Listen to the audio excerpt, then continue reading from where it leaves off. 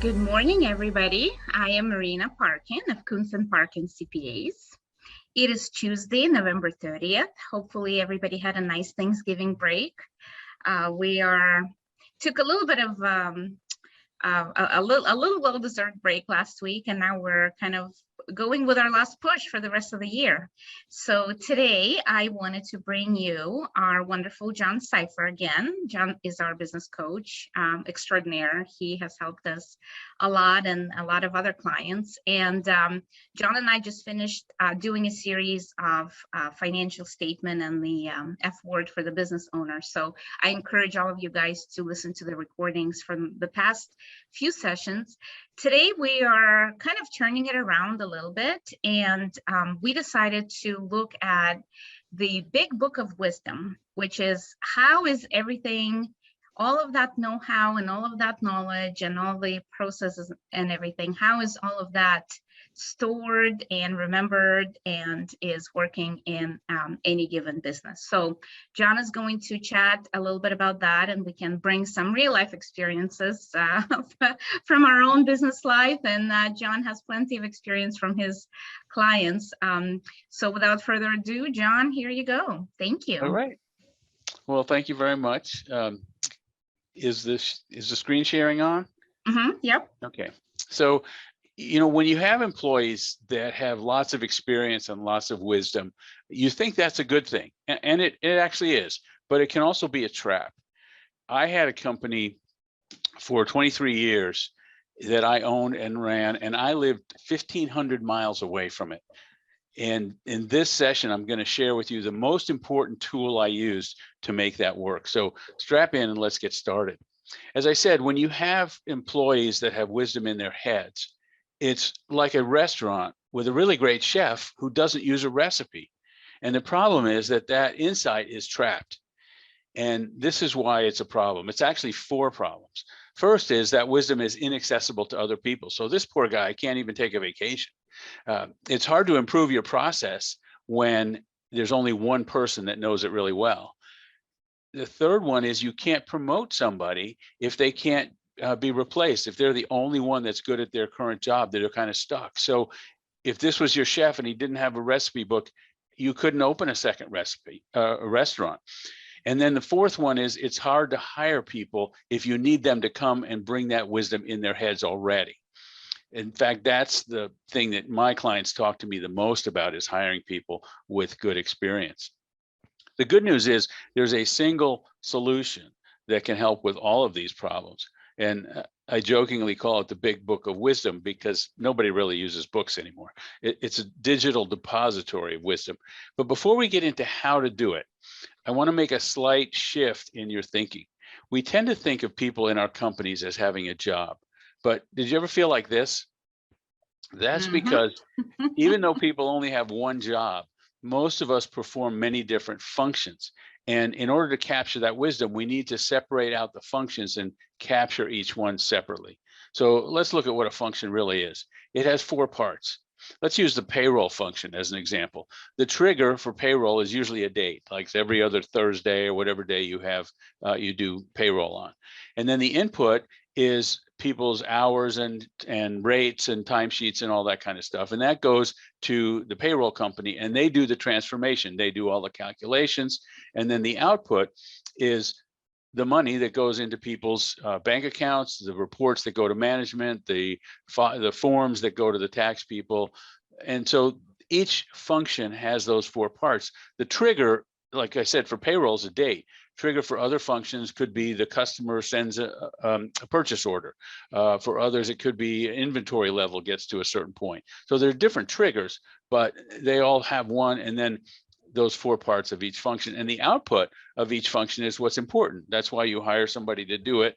But if you want to reproduce that output again and again and again consistently, you need to replicate the input.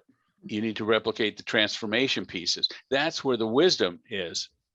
And that's where the experience comes in, people that can do these parts really well. So how do we capture that? Well, we all have this device.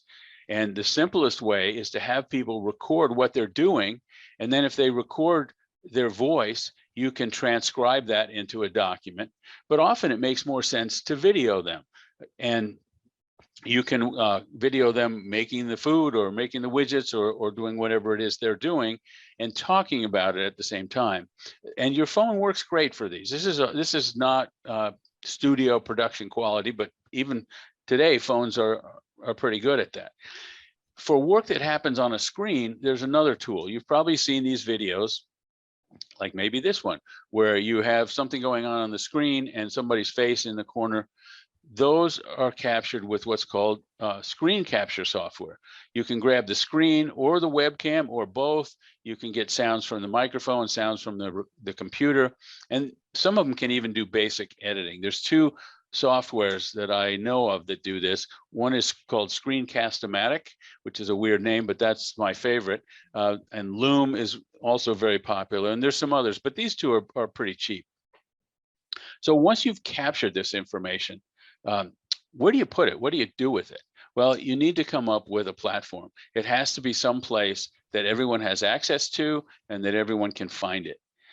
Before we get into the different platforms, I want to caution you, a platform is just a tool. But like any tool, you have to have rules about how to implement it. That's the management side of this. The tool is not magic. So you have to be able to say things like, take the tool, but don't do this with it. You know, you have to have some rules. So here's 3 rules about your platform. The first is you have to insist that people look at the platform first when they have a question. That's going to be a pain for you at the beginning. That means when somebody comes to you with a question, you can't answer them. Even if it would take 10 seconds to give them the answer, you have to say, did you look at the platform? And if they say no, you have to send them back. If they say yes and they still couldn't find it, then you go with them to see what the problem is, why they couldn't find it, or why it wasn't there, or why it wasn't correct. The second rule is that the instructions in the platform that they find there, they have to be followed exactly, but you also have to make those easy to change. Because if somebody has a better idea, or you find out that the thing isn't exactly written properly, you have to change it right away. If you don't have those two things together, what you end up with is a platform where this is the recipe, this is what it says we're supposed to do, but everybody knows this is how we do it some other way. And then it's worse than not having anything at all. It's actually destructive. And the third rule is you should enforce some naming conventions about how you name the systems and the sections and the videos and whatever. And we'll get into that in a minute. So those are your 3 rules. They're simple and they feel hard to enforce at first, but once you do it, if you're consistent, you'll change the culture and then it's easy. Everybody ends up doing it the right way and it's much quicker. Maureen and I were talking about this before this started. It's, you know, it's harder to trust the system at the beginning. And so if you have stuff on the screen, people say, can I print that out? No, you know, you're not supposed to use paper. We have to do it on the platform. Be tough at the beginning and it will pay off down the road. So back to how do you choose a platform? There's a lot of detail in this, and I hate to recommend specific software in these videos, but I will. And the reason I hate to do it is because they change so often. We're talking about this in November of 2021, and the software that I mentioned may be out of date by the time you watch this. I don't know when you're watching this video. And there might be better choices. So I'm going to try to give you the capacity of things as well as the names of them. But there's a whole lot more to this. And if you're really a glutton for punishment, I have a handout that goes into way more depth about it than we're talking today. But the thing that I mentioned before, when I had this company that was 1,500 miles away, the company was in Texas, I was living in Connecticut. And basically I used a simple Word document to trap all the wisdom of everybody. That was all we had at the time. Today you could use Google Docs or a lot of other things that we're going to get into in a minute, but I literally had a single Word document that kept all of this wisdom. So it told how do you pull a product, how do you cut an invoice, how do you back up the computer, even had what holidays we had off. And what I realized when, I started the company, and as I started getting more and more complex, I said, I'm not going to remember what I decided, so I better write it down. And I put this in this Word document. And the reason I could do that in a single Word document is because of this powerful feature, search. Word is pretty good at searching. Google Docs, obviously, Google's pretty good at searching. If you try to organize everything into some logical structure, you'll probably never get started, actually. You'll be overwhelmed by, does this go here? Where do we do? Where do we start?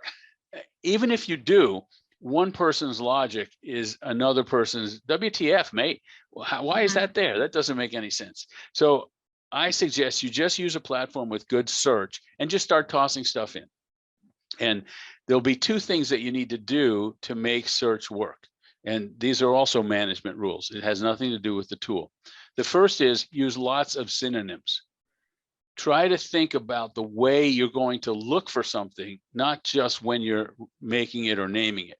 So for example, if you're doing something, a first quarter report, here's how you do that. Well, do you call it first quarter? Do you spell the words out? Do you say 1Q? Do you say 1STQTR? My answer is yes. You put all of those in. Make the title all three of those. It's a little clunky, but this is for internal use, and it will make it easier for people to find that stuff. Here's one that I was doing just before I made these slides. I was writing down, how do you render something in 3D? And I thought, well, I'm not going to spell it out ever, but I might say 3D, or I might put the dash in. So I put them both in. I do the same thing when I'm filing my tax documents. I can never remember, do I put a dash in a K1 or not? So I put them both in, K1 with a dash, K1 without a dash, and that way I know I'm going to find it whichever way I search for it. Now, here's the second rule about searching, and that is dates. Always, always, always put the date on something, because you won't always know if it's going to be out of date or not, but you have to put the date, and always put the year. I often think, well, I'll just remember what year it is. No, you won't. This is going to last for a long time. That's awesome. When I had that single Word document, I actually never deleted old stuff. I just put a new section in, put the date in, and then I could tell if it was old or not, and maybe if I needed the old stuff for reference. And the reason you put the date in, you could just put them in chronological order and you'd always know which was the newest. But if you put the date, it relates to other things. So for example, you're talking about, let's say, your first quarter report and how to run that report. You put the date in, and then 6 months from now, you get a new printer. Well, you don't know if that old way of doing the report, it's not really about the printer, but maybe it's out of date a little bit because you got the new printer. When you have the date, you can say, oh yeah, that was before we did the printer, so now I have to redo it. Here's some interesting things about dates. This is how we write the date in America. We put the month, then the day, then the year. So this is April 10th. In Europe, they put the day first. So this is the 10th of April. You can see that would be confusing the first 12 days of any month. This is how the international standard is. You put the year first, 4 digits, then the month, then the day. And I actually like doing this for a different reason. And that is not that I share my stuff internationally that often, but if you do it this way, then a file that's named with the date is in chronological order as well as alphabetical order, because the years go first. And you can actually set your computer, which I have done. This is how much of a nerd I am. You can set your computer to format your dates this way so that it always comes up with the year first. So here are some platform options. You've got all these documents, you got videos, recordings, etc. Where do you put them? Well, at the simplest extreme is a simple searchable document, something like Google Docs or Word. My suggestion is when you're starting out, if you start this way, you just make one single document before you break it up into chunks, because you start breaking it up, you'll never know which document it's really in. At the other extreme is something called business process software, BPS. And this is software that not only shows you how to do something, but people actually do it inside the software. And that makes it very powerful and very complex. As I think it was the uncle of Spider-Man, who said, with great power comes great complexity. And sometimes it's confusing. But some examples of this are Reich, which I'm going to ask Marina to talk about in a minute because they're using it. Process Street is one, Zoho Creator is one. In the manufacturing world, they use ERP systems. And these things often have to be programmed so that they take a huge commitment, time and money. The benefit is they work, but they can be expensive to implement and to change. Marina, you want to share a little bit about your experience with Reich? Yeah, absolutely, John. We're actually in the implementation stages at the moment. We've been implementing, the key, I think, for us has been to implement pieces of it at a time. So we kind of started out to see, can we start using it for this particular process? So for example, tax return preparation. So can we start the tax return prep? Can we log in a client, get their documents in? Now it's going to the preparer, it's going to the reviewer, it's going out to back to a client. Instead of saying, okay, all of the activities that the firm does, including both the law firm and the CPA firm, are now, congratulations, you know, you're here now and right. So we've been trying to kind of design one process at a time and then test it out and then start implementing it. So before we all start using it across board, there's a couple of different pieces that, you know, of course, need to happen. And, you know, my favorite phrase, and I use that across board on anything I ever do in my life, is the devil is in the details. So when you're looking at a concept and you're like, this is so great, I'm going to use, you know, here's, like you say, ERP for my new manufacturing company. I'm going to implement that and it's going to solve all my problems and make us go efficient. Well, when you start using something is when you start stumbling against the details, which you say, aha, but I didn't account for this. And how do I do that? Okay, back to the drawing board. Let's see how we can, you know, make it better or more efficient. So I think the key there too is not to immediately write things off as, well, it doesn't do that, so I guess I won't use it. If I guess it solves more problems than it creates, that's a good way. And some of the things you may just get creative about and say, we actually don't even, you know, oh, we've been tracking this for the past 25 years. Well, do you need it? No. Well, then don't look for the system that's going to keep tracking it for you.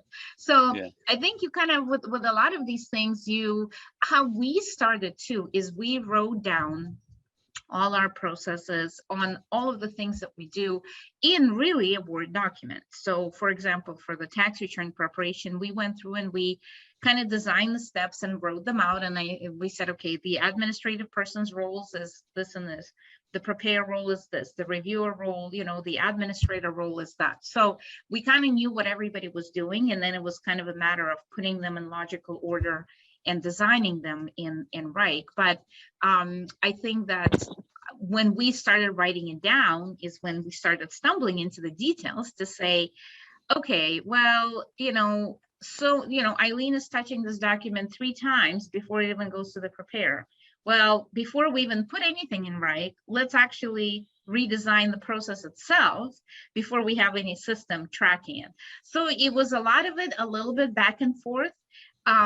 What I also found, John, that really helped a lot is what the person who is designing or trying to kind of get the system implemented is not the person who's really doing the work. Is that good or bad? It is good in the sense that you have a completely fresh standpoint. That's the person who's going to say, but do you really need it? And then of course you're going to say, yes, I do. And sometimes it makes you question and you say, I actually don't. I've just been doing it for the past 20 years, but it's really not necessary. So sometimes having people in your organization or even outside your organization, if you're hiring somebody to help you implement a system, the people who are familiar with what you're doing, so conceptually they get it, but they may be enough removed from the details to really question everything and serve a little bit as the devil's advocate, if you will, and say, you know, we can design it to take care of everything that you need, but if you don't need it, then let's make it more efficient. So I think that that's been helpful for us too with Reich, because our office manager, Amanda, has been designing a lot of it with each technical person in mind. But then when I would sit down with Amanda, she would really challenge me and say, well, I don't understand why this has to go back, does it really? And I'm like, well, you're right. I guess it really doesn't. Well, that's a really important point, which is to make your systems streamlined before you try to automate them. Exactly. The tool will not do that for you. The tool will make it more quicker, whatever you tell it to do. But if you don't have the system down, it won't. How long have you been working with Reich? So we've first heard about it really probably around the beginning of the year, January, February. Then we started talking to the firm who is using it in their current processes. And that's really the firm that's helped us implement it. And so, of course, the workflow is different. They're doing different things than we are. So we like the concept. We like the fact that it was kind of that single source of truth where you could put a lot of the information that everybody can share, but secure at the same time, and also not overwhelming. If you don't need it, you don't have to click into it and get it. So it was kind of enough for everybody to get the piece of it that you wanted. And then, of course, design the processes. So I think when we started really designing it, of course, it was all exciting in the beginning. And then when we started getting into the details, we said, it's going to take longer than we thought, because we want to tackle every process and every part of the type of work that we do separately. And so I feel like we are now in the process of training our staff and really having the staff, let's say the tax people are starting to use the tax module of it, and then the law firm folks are using it for specific legal things. Not everything is yet on there, so it's definitely it takes time, and it's got to become comfortable enough, because a lot of that, even when you're talking about searching, John, it's you got to search. The search capability is a little different than you may be used to with different software that you've used before. Right. So you have to kind of get a little handle on, how do I find this, and where is that stored again, and how do I call this, and things like that. So once you're comfortable with the daily stuff, and you can really start using it. So our hope really is to really start using it next year for next tax season. And so you started probably seriously in June or midway through the year, I would say. So about 6 months before you can really put it into place. Absolutely. Yeah, absolutely. So that like I said, it's complex, but it's very, very powerful once you get it right. The one thing too that I wanted to mention is, like I said, we wrote things down on, we kind of created a Word document, all of us did, who, let's say Jackie did the legal pieces, and then, I would do the tax. But I think what I like is even using the, the Post-it note system, where every Post-it note has a process. So the client information comes in, that's one Post-it note. And then you take all these Post-it notes and you take a whiteboard and then you put them on there. And then you really start designing them step by step. And then when you look at it, you step back and you look at it, and now you're moving Post-it notes around. That's really, I think, a great way of first designing your system before you start putting it into any of these documentation type of systems. And I think you, John, told us too about it was one of the things I think we read about and used or heard other people use. So one of the things you're describing is you have different aspects of a system where the wisdom is locked in different people's heads. And now you're pulling it all together, first with the Post-it notes, and then you're putting it into the business process system. Yeah, that's a good point. Yeah, absolutely. It does take a little while, I think, for you to, because you really have to get down to the nitty gritty, and it's but just to me, my always best advice, the devil is in the details, so you can't lose a detail. And I think, it shouldn't prevent you from implementing something. And John, I think you told us that too, like, don't be afraid to start using it, even if it's not 100% perfect. But you always have to keep in mind that you gotta keep building it. You can't just implement and oh, well, it is what it is. You start using it, but then you keep improving it and keep making it till the point where it is working for you. Yeah, good. Yeah. There is actually a middle ground of software. between the complexity and the power of these two things. And that's stuff like OneNote or Evernote. OneNote is my favorite at the moment. There's wikis, which are platforms where you have different pages of information, but it's really easy to make links back and forth for things that are connected but may not be searched in the same way. And then one of the more popular ones now is called Notion, which is an online combination of document and database, and you can make tables and see the information in different views. You can actually do task management and project management and things like that. Obsidian is one that's similar to Notion, except it doesn't live in the cloud, it lives on the desktop. So these are kind of a good mix of simplicity and power, kind of like you could think of them as checklists on steroids. So there's this continuum. My suggestion is start with something simple and get used to managing it and then putting the management rules in place that you need to use it. It won't be complete, it won't be very powerful, but at least you'll get your kind of your training wheels going with something like that. And I know you guys did that. You had documents in other things, and then, like you said, you put it in a Word document, you put it on the Post-it notes before you made it completely powerful. And then you can see if you need to go the complex route. Maybe you do. And what I always suggest to clients before you do anything, any major project like this, and that is always ask why before you ask how. Don't just say, oh, this sounds great, let's just jump in. What do you expect to get from it? And I wanted to end this session with some of the benefits that you'll get from building a repository of wisdom. If you do this, the wisdom will spread throughout your company. It won't just be locked in people's heads. That's the main benefit. And specifically, that will allow you to train people better. So you won't need your new hires to have all this experience already. You won't have to have a chef that comes in with a bunch of recipes in their head. You've got a book, you can train them how you do it. The other benefit is you will be able to standardize how work is done. So no matter who's doing it, somebody's on vacation, somebody takes over for them, it will be done the same way. You will be able to improve processes easier because people will have a place to put their new ideas.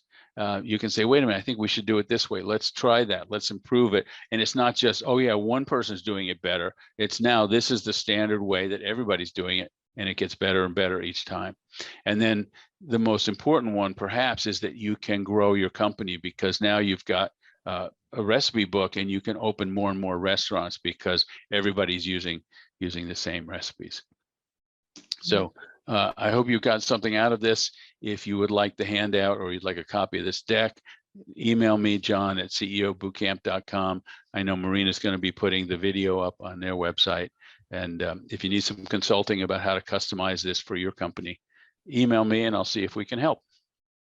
Yeah, this is excellent. Thank you, John. I also wanted to add that, you know, I've worked for a variety of different firms in my career, and we've all, of course, used different types of software to track all of this knowledge and how to and whatnot, and whether they were customized things or off-the-shelf things. And I have to tell you, and most of the time what I came across was that the program that was used was maybe fantastic, but it was always expensive, and we had only used maybe, you know, a quarter of the capacity or the capabilities of that software. So when you're trying to buy something, or, you know, a lot of these companies out there, they design the systems for, let's say, the accounting firm process management, or the law firm process management, or, you know, for different specific to your industry. There's a lot of that software which is expensive, and they have people to, you know, come and implement. And I think they work really great for if you find and you do the research that it works. But a lot of times you pay thousands and thousands of dollars for it, and the support and everything, and then you're just using such a small percent of what that whole system is capable of doing. So I think the key there is asking why is perfect, because you say, well, what is it that I'm trying to solve here? If I can do the same thing by having an Excel spreadsheet until now, then that's what I'm going to use. I'm going to use Excel spreadsheet. And then when we add people, then we're going to move on to something a little bit more, you know, complex.